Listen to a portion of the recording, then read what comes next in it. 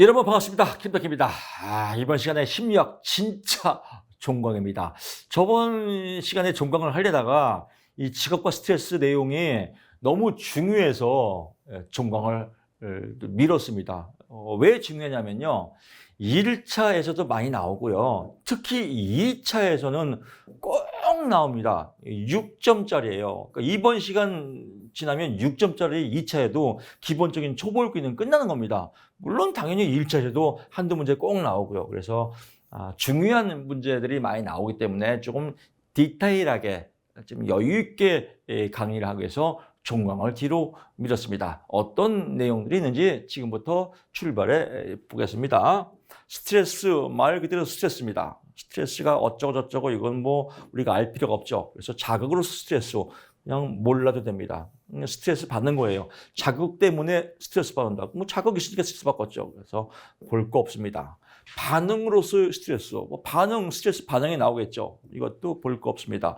왜냐하면 말이죠. 문제를 만들 수 없거든요. 스트레스의 발생 원인 이런 것도 인문학 내용이기 때문에요.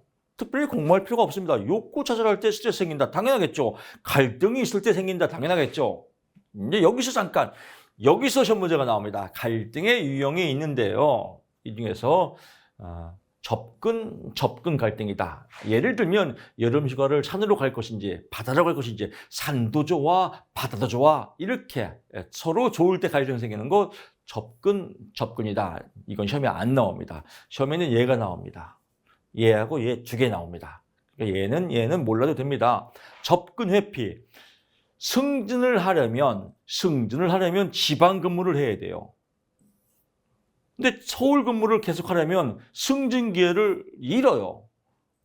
접근하자니 승진을 하자니 지방 근무해야 되고 서울 근무하자니 승진을 못하고 이럴 때 생기는 거 접근하기도 뭐하고 회피하기도 뭐하고 이럴 때 생기는 것이 접근 회피 갈등이다. 이 지문 똑같이 나옵니다. 승진을 하려면 지방 근무를 해야만 하고 서울 근무를 계속하려면 승진 기회를 잃어버린 경우는 어떤 갈등입니까? 답이 접근 회피 갈등이다. 이게 시험 문제입니다.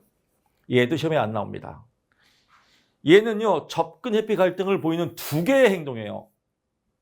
친구는 같이 술을 마시고자 하고 아내는 집에 빨리 들어오자고 하는 경우 만약 친구의 뜻에 따르면 아내가 싫어할 것이고 아내의 뜻에 따르면 친구가 싫어할 것이고 이런 갈등.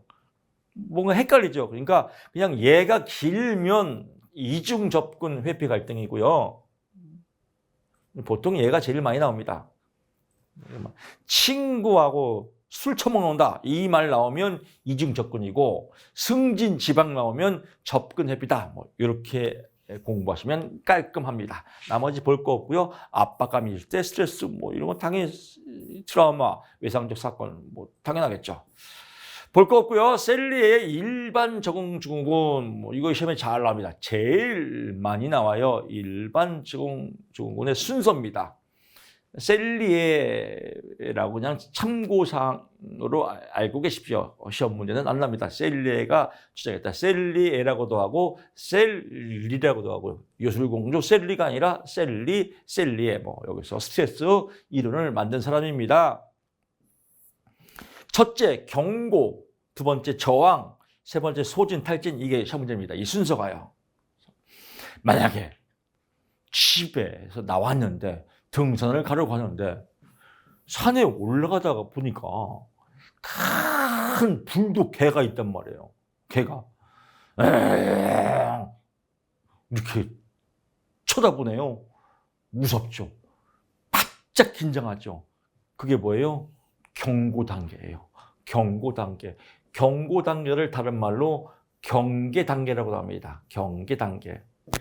경고, 경계 똑같은 말입니다. 긴장하고 있는데 이놈 개놈 새끼가 쫓아오네요.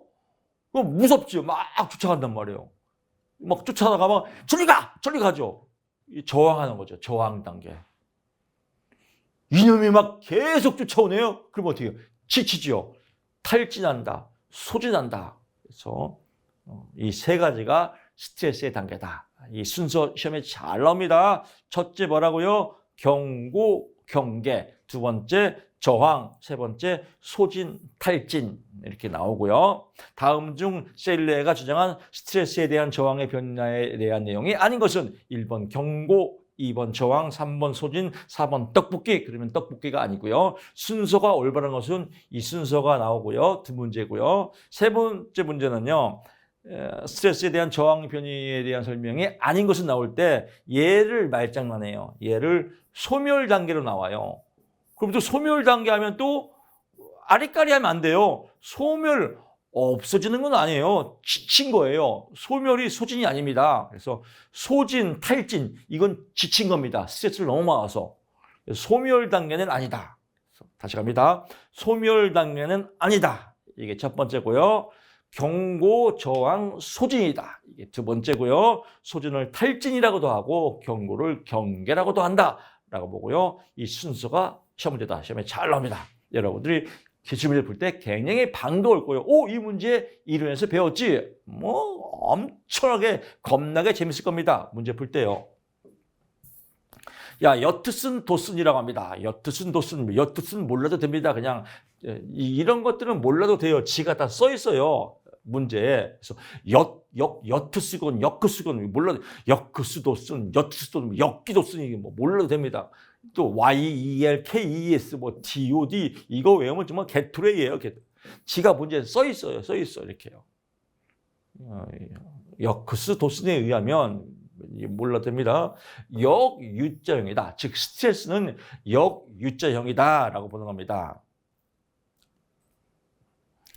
뭐 직무에 대한 스트레스가 너무 높거나 정리하면요. 직무에 대한 스트레스가 너무 높거나 반대로 너무 낮은 경우 직무 수행 능력이 떨어지는 역유자형이다. 스트레스는 역유자형이 이런 겁니다. 다시 이쁘게 정리할게요. 이게 시험에 잘 나옵니다. 스트레스 이론은 유자형이 아니라 이렇게 나옵니다. 스트레스 이론은 유자형이다. 이렇게 나옵니다. 웃기지 마라. 유자형이 아니라 역유자형이다. 이게 역유자 모양이죠. 그래서 역수도수는 이거 안 나옵니다. 역유자형이다. 이게 한 문제고요. 역유자형은 스트레스가 여기는 없어요. 스트레스 무. 점점점 올라가요. 이게 적정입니다. 적정. 중간이죠. 그 다음에 스트레스가 점점 이제 강해지는 거죠. 그럼 이때는 스트레스가 많으니까 직무 능력이 떨어지죠. 스트레스가 너무 없어요. 여러분 예를 들면 운동선수가 벤치에 앉아 있다가 그 다음에 이제 교체 멤버로 나갈 때 미리 10분 전에 막 운동하지 않습니까? 이렇게 미리. 그러면 사람들이 저 사람은 왜 지금부터 힘을 빼고 그래? 경기장 나가서 운동하지? 그렇게 생각하는 삐쩍이에요. 미리 워밍업을 하는 거죠. 이것처럼요. 스트레스가 어느 정도 있을 때 일의 능률이 올라간다 이거예요. 어느 정도 있을 때. 여기서 가장 정점을 찍고 너무 많으면 일의 능률이 떨어지더라. 이게 역유자형이에요. 다시 갑니다. 스트레스는 역유자형이다. 유자형이 아니라 역유자형이다. 이게 한 문제고요. 스트레스가 전혀 없을 때 업무 능력, 직무에 대한 업무 능력이 높다. 이렇게 나오면 그렇지. 스트레스 없으니까 높겠지. 삑자리예요. 스트레스가 전혀 없을 때보다 스트레스가 어느 정도 적정할 때 일의 업무 능력이 향상된다. 이게 역유자형입니다. 그래서 가장 업무 능력이 좋은 거는 꼭대기 중간 있을 때다라고 보고요. 시험 문제 다시 갑니다. 여러분 잔소리 같지만 계속 반복적으로 말씀드리는 건 많이 틀려서 그렇습니다. 스트레스가 전혀 없을 때 업무 능력이 가장 향상된다. 왠지 그럴듯해요. 그렇지 않습니다. 스트레스가 어느 정도 적당할 때 업무 능력이 향상된다. 이게 역유자형이다. 그렇죠. 이렇게 해서 적정할 때가 업무 능력이 향상된다. 역유자형이다. 라고 보면 될 것 같습니다. 직무 관련 스트레스 이것도 2차에 잘 나옵니다. 직무와 관련된 겁니다. 중요한 내용이에요. 직무와 관련된 스트레스의 원. 스트레스 원이라고도 하고요. 스트레스 원인 이러면 쉬울 겁니다. 스트레스의 원천, 원인 뭐 똑같은 표현입니다. 그래서 큰 틀로 보면 과제 특성. 개인의 업무 처리 능력에서 한계가 있기 때문에 과제가 너무 복잡해지면 그만큼 스트레스가 많아요. 그렇죠. 과제가 만약에 업무를 갔는데 갑자기 영어, 영어 원서가 쫙 오고 이거 해석하시오. 그러면 스트레스 우리가 딱 봐도 엄청 쌓이지 않습니까? 이럴 때 스트레스를 많이 받아요. 또 너무 치료해요. 계속 인형 눈깔만 붙이래요. 그것도 왼쪽 눈깔만. 인형 눈깔 붙이는 것도 단순 작업이라 힘든데 그것도 왼쪽만 붙이래. 그러면 오른쪽 붙이고 싶거든요. 근데 왼쪽만 붙이래. 이것도 스트레스 받거든요. 그래서 지루하게 반복될 때, 또 업무 능력이 너무 복잡할 때, 이럴 때 업무가 과제 특성, 이럴 때 스트레스를 받는다. 이걸 다른 말로 하면 업무 과다 또는 업무 과소, 이렇게 표현하면 과다는 너무 많거나 너무 적어도 스트레스 받는다. 과제 특성입니다. 역할 갈등 갑니다. 역할 갈등도 시험에 잘 나옵니다. 역할 갈등, 즉 역할 담당자가 자신의 지위 역할과 역할 전담자의 역할 기대가 상충될 때, 즉 역할이 충돌될 때, 상충은 충돌이거든요. 상충, 충돌될 때 생기는 것을 무엇이라고 합니까? 라고 하면 답이 역할 갈등입니다. 이게 시험 문제입니다.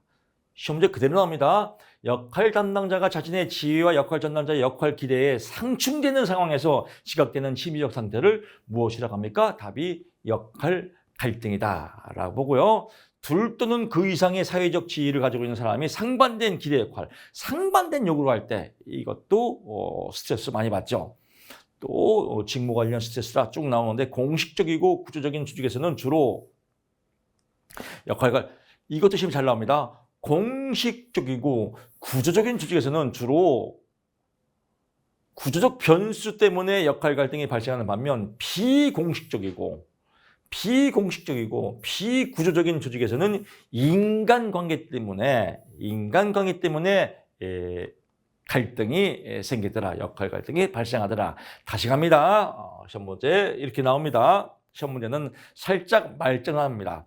공식적이고 구조적인 조직에서는 인간관계 때문에 스트레스가 발생한다. 이렇게 나옵니다. 삑살입니다. 공식적이고 구조적인 조직에서는 구조적 변수 때문에 생기는 거고요. 비공식적이고 비구조적이다. 이건 인간관계 때문에 역할 갈등이 생긴다. 그래서 헷갈리면 이것만 보십시오. 비공식적이고 비구조적이다. 그러면 어떤 공식이 없고 어떤 구조가 없어요. 그럴 때는 뭐예요? 인간관계가 서로 뒤죽박죽, 서열도 없고 그러니까 더 혼란이 생기겠죠. 그럴 때 인간관계 변수에 따라서 스트레스가 발생하더라. 한 번 더 갑니다. 비공식적이고 원칙도 없고 룰도 없고 비구조적 이럴 때는 인간관계 때문에 누구 역할인지 서열도 없고 이럴 때는 인간관계 때문에 갈등이 생기더라 라고 보시면 될 것 같고요. 이것도 시험에 잘 나옵니다. 역할 갈등의 종류, 이건 2차에도 나올 가능성이 있습니다.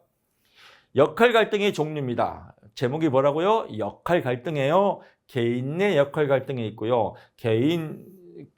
여기는 개인 간, 개인 내, 송신자 간, 송신자 내 이렇게 네 가지가 있습니다. 개인 간 역할 갈등은 하면요. 직업에서의 요구와 직업 이외의 요구, 직업에서의 요구, 오늘 야근하세요.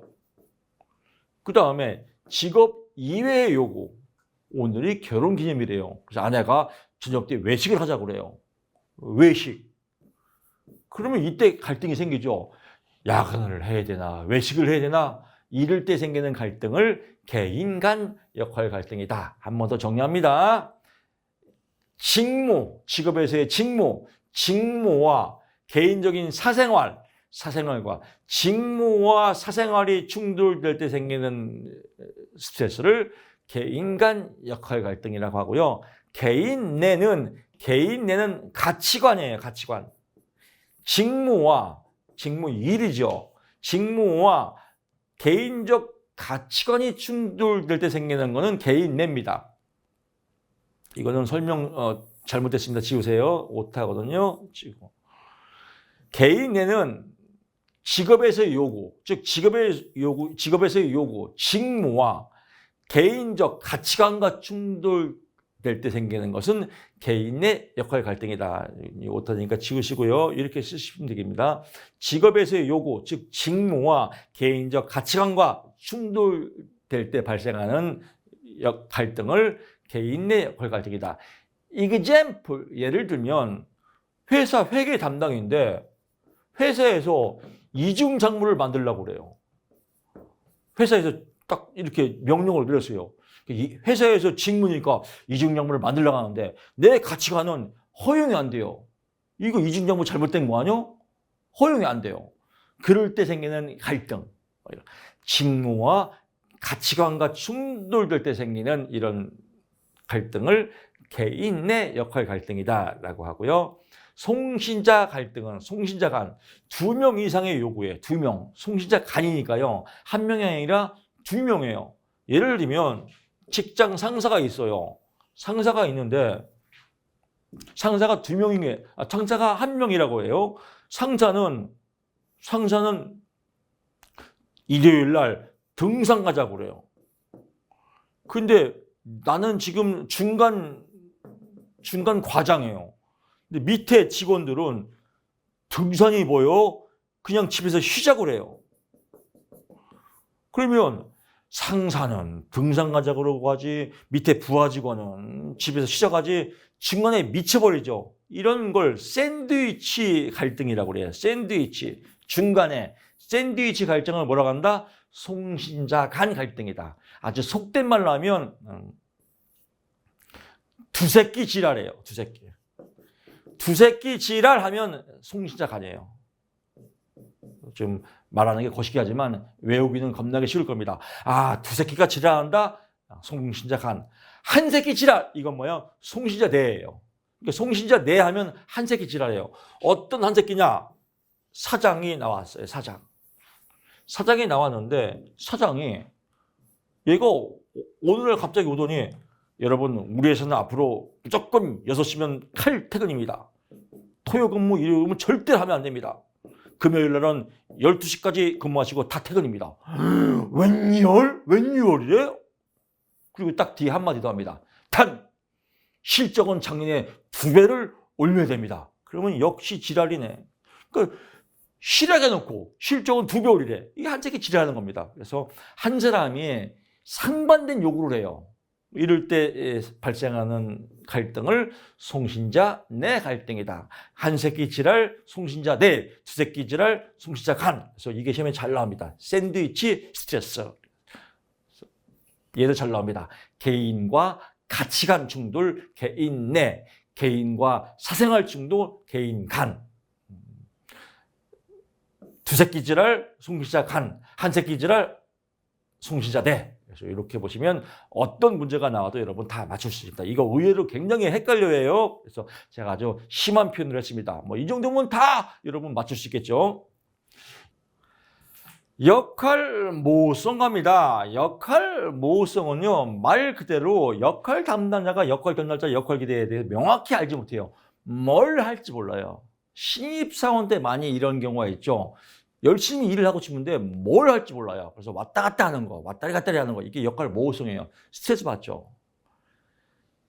제가 신혼 때 제 아내는 도시 출신입니다. 저는 충남 논산 시골 출신이고요. 명절 때, 신혼 때 시골에 갔는데 이제 시골이니까 아주 친척들이 많이 오지 않습니까? 아내가 도시에서 살다 보니까 어떤 일을 할지 몰라요. 시골서. 그러니까 아주 안절부절해요. 앉아있자니 다 눈치 배고 일을 하다니 일을 뭐 할지 모르겠고, 이럴 때 생기는 스트레스가 역할 모호성이에요. 그래서 제가 얘기했습니다. 여보, 다른 거 하지 마. 그냥 주방에서 계속 설거지만 해. 거품 빡 일으켜서 설거지만 해. 다 닦으면 또 거품 내서 또 닦고, 다 닦으면 또 닦고, 계속 그것만 해. 하루 종일. 명절 때 칭찬 많이 받습니다. 아유, 아주 큰 며느리 일 잘해. 하루 종일 일만 하고 너무 잘해. 아주 칭찬 많이 받습니다. 역할이 딱 깔끔하게 주어지니까요. 역할 모호성이 해소됐죠. 그래서 이렇게 역할에 대한 이 스트레스 1이 쭉 나왔습니다. 그래서 뭐 그 밖에 뭐 산업 조직, 문화, 풍토 뭐 이런 역할가다 역할 과소는 이건 아까 얘기했던 뭐 역할 과제 특성하고도 일맥상통하는 말입니다. 과제 특성. 역할이 많다, 역할이 적다, 과제 특성하고 맞죠? 자, 쉽게 정리합니다. 이 큰 틀 가야 돼요. 얘들이 뒤죽박죽되면 안 됩니다. 먼저 제목을 알아야 돼요. 공부는 제목이 뭐예요? 스트레스의 원, 직무 스트레스. 직무와 관련된 스트레스의 원인. 다시 갑니다. 직무와 관련된 스트레스의 원인. 첫째 뭐가 있어요? 과제 특성이 있다. 과제 특성이 있고요. 두 번째 뭐가 있어요? 역할 갈등이 있다. 역할 갈등이 있다. 세 번째 뭐가 있어요? 역할 모호성이 있다. 모호성이 있다. 그래서 과제 특성, 역할 갈등, 역할 모호성은 스트레스의 원이다. 이렇게 딱 집어야 돼요. 2차에 직무와 관련된 스트레스 원 세 가지를 쓰시오. 이게 답이에요. 근데 얘랑 헷갈리겠죠. 밑에 공부한 건 뭐냐면요. 직무와 관련된 스트레스의 조절 변인이에요. 조절 변인. 조절 변인이라고도 하고 다른 말로 매개 변인이라고도 해요. 매개. 매개체, 매개 변인. 스트레스를 조절하는 겁니다. 얘하고는 제목이 틀려요. 얘는 스트레스와 관련된 직접적인 원인이고 직무와 관련된 스트레스의 직접적인 원인은 무엇이다? 과제 특성, 역할 갈등, 역할 모호성이고 직무와 관련된 스트레스의 조절 변인, 매개 변인은 이제 세 가지 나오는 거다. 그래서 헷갈리면 안 됩니다. 그래서 첫째, 성격 유형에 따라서 성격 유형, 즉 성격 유형이 A형 성격이냐 B형 성격이냐 이거에 따라서 스트레스가 조절되더라, 조율되더라, 매개체 역할을 하더라 이겁니다. 여기서 A형, B형은 피혈액형이 아닙니다. 그냥 이렇게 임의적으로 분류했습니다. 그래서 A형의 성격은 뭐냐? 능동적 공격적인 성향을 가지고 있으며 직무 수행에서 경쟁, 성취지향, 신속성, 완벽함, 약속을 지키고 목표를 달성하고 계획적이고 뭐 이런 사람들, 완벽주의 이런 사람들이 스트레스를 많이 받아요. 그래서 A형, U형 성격들이 스트레스를 많이 받는다. 목표지향적이고 성공지향적이고 계획적이고 완벽적이며 이런 사람들은 스트레스를 많이 받는다. 이런 성격을 A형 성격이라고 한다. 반대로 B형은 뭐예요? 늑작지근해요. 늦으면 어때요? 떨어지면 어때요? 또 보면 되지. 돈이 없으면 어때요? 밥 한 끼 먹으면 되는 거지. 인생 뭐 별거요? 늑작지근한 성격 뭐예요? B형 성격이다. 이런 성격들은 기본적으로 뭐예요? 스트레스를 많이 안 받죠. 좀 여유롭게 대처하고 차분하고 여유 있고 뭐 어때요? 쉬엄쉬엄이야. 그래요? 그럼 뭐 인생 뭐 있어? 별것도 없지 뭐. 어차피 다 똑같이 죽는 건데 뭐. 이런 사람들은 B형 성격이죠. 성취지향적인 성격은 A형 성격, 늑작지근하다 B형 성격. 그래서 이 특징들이 시험에 잘 나옵니다. 이걸 무엇이라고 하냐? 성격 유형에 따라서 조절 변인이 생긴다. 성격 유형이다. 그 다음에 통제 위치다. 통제 위치는 뭐예요? 내적이냐 외적이냐. 내적 통제냐 외적 통제냐. 내적 통제는 뭐냐면요. 내적 통제, 내적으로 수양된 겁니다. 수양. 기도하는 사람. 기도하는 사람은 뭐예요? 내적 통제예요. 지금 막 분노하고 있어요. 화가 나지만 주여 긍휼히 여겨주소서. 그러면 차분해지죠. 이렇게 내적으로 통제가 가능한 사람, 기도하는 사람은 스트레스를 덜 받는다. 외적 통제, 그냥 나오는 대로 이 뭐야 이런 개 10원짜리 10엔 나이트 뭐 이렇게 하는 사람들은 스트레스를 많이 받는다. 외적 통제. 그래서 외적 통제자보다 내적 통제자가 스트레스를 덜 받는다라고 하고요. 사회적 지원입니다. 이것도 뭐 아주 쉽게 말하면 그래요. 사회적 지원은 직무 수행자의 직무성을 완화할 수 있도록 해주는 조직 내적 혹은 조직 외적 요인. 뭐 조직 내적 요인은 직장 상사, 동료, 부하가 있으면 대표적인 조직 외적 요인으로는 가족이 있다. 가족, 동료들 이렇게 쫙 도와주는 사람이에요. 사회적 지원. 도와주는 사람이 있으면 스트레스를 덜 받고 도와주는 사람이 없으면 스트레스를 많이 받는다.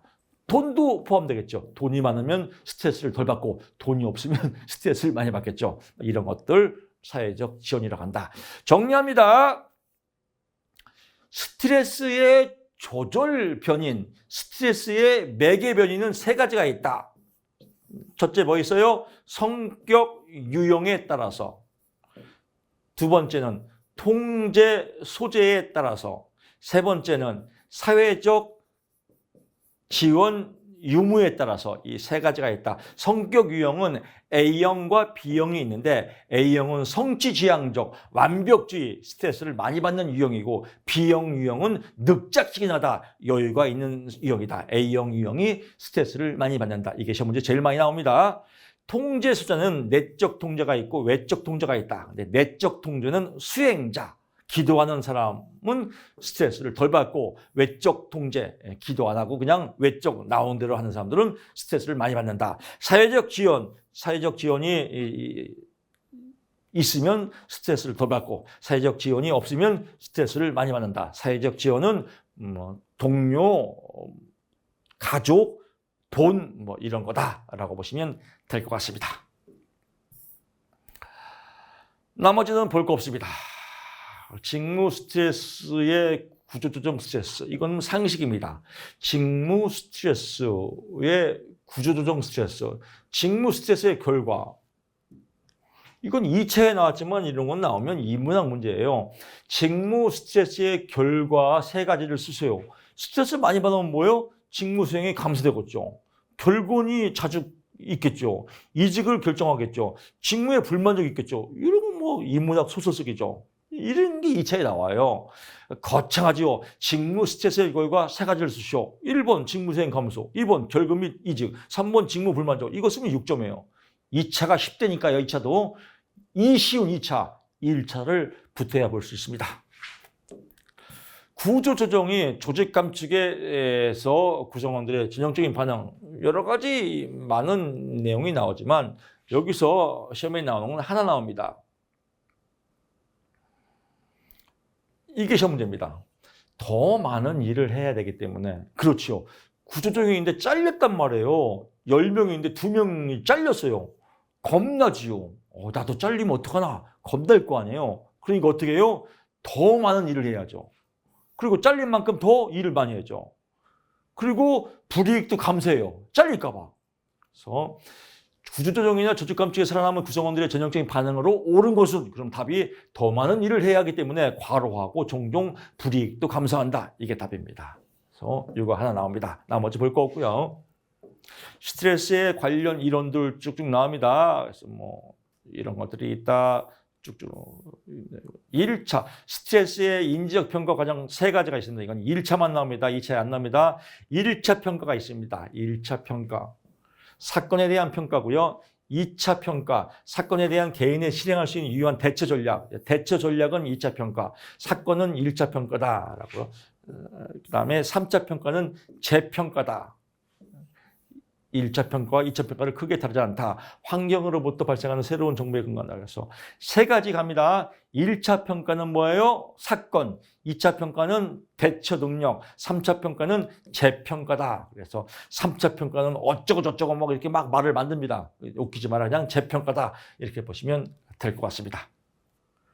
스트레스 예방 관리 전략은요, 세 가지가 있는데요. 1차 예방, 1차적 예방은 스트레스 요인 중심이고요. 2차적 예방은 스트레스 반응 중심이고요. 3차적 예방은 스트레스 증후 중심이다. 그래서 증후 중심은 3차, 반응 중심은 2차, 1차 중심은 요인 중심이다. 요인 중에서도 출처지향적이다라고 보시면 될 것 같습니다. 다시 한번 갑니다. 1차, 2차, 3차 예방했는데 1차는 스트레스 요인, 2차는 스트레스 반응, 3차는 스트레스 증후다라고 해서 이 세 가지 포인트 잡으시고요. 나머지 얘들은 이제 볼 거 없습니다. 반응은 2차, 증후는 3차 이것만 체크하시고요. 1차에서 이 예가 시험 문제가 나옵니다. 예전에는 은행원들이 창구에서 줄 서서 기다리는 고객들에게 가능한 빨리 서비스를 제공하고자 스트레스를 많이 받았어요. 근데 지금은 못해요?